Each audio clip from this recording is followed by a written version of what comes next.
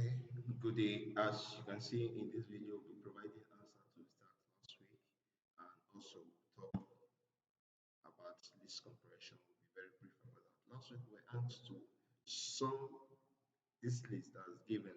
This particular list was given and we're asked to find the sum of this list on the block. So let me term this list A. We're looking for the sum of this list. To look for the sum of this list, we can do it through a for loop, a double for loop. In doing that, I'll first call this, I'll create another list, I'll call it B and give it an empty list. Then I'll make a for loop for I in the range of the length of A and for J in the range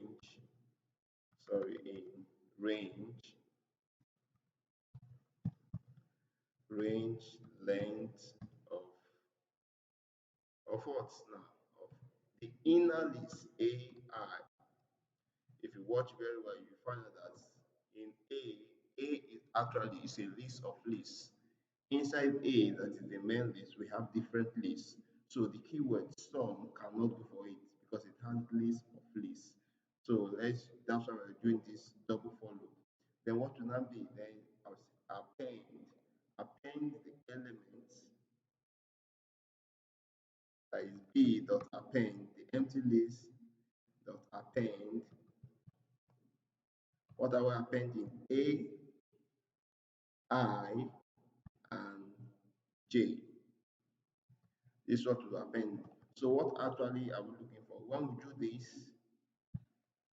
we find out that we have a new list called B. This is our new list. We've made everything to become just a list and no more a list of lists. So we can easily find the sum, which is sum of B, and it gives us what? 49. This is one way we can find the sum of a list of lists without using any framework.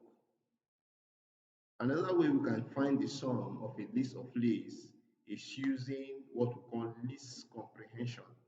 And I will tell you what list comprehension is using this example. Remember, we have a list A. This is A.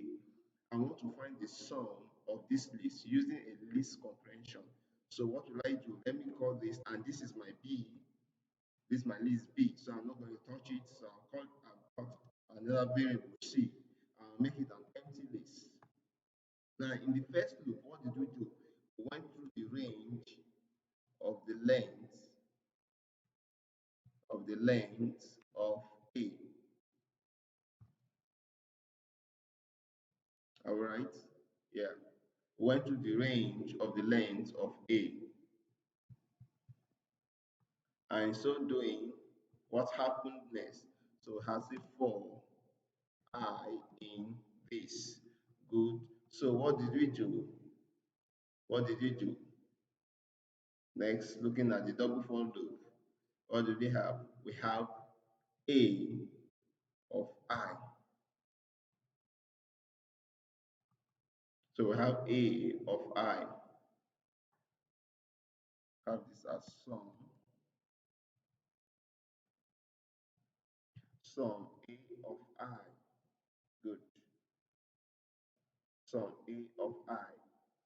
So this list will actually give us the sum of the double for loop of the inner list, the sum of each of the inner lists.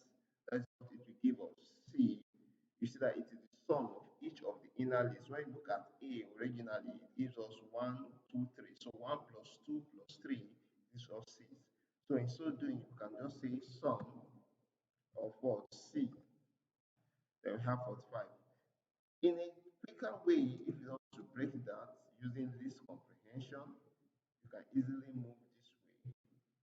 And you have your sum at the outside.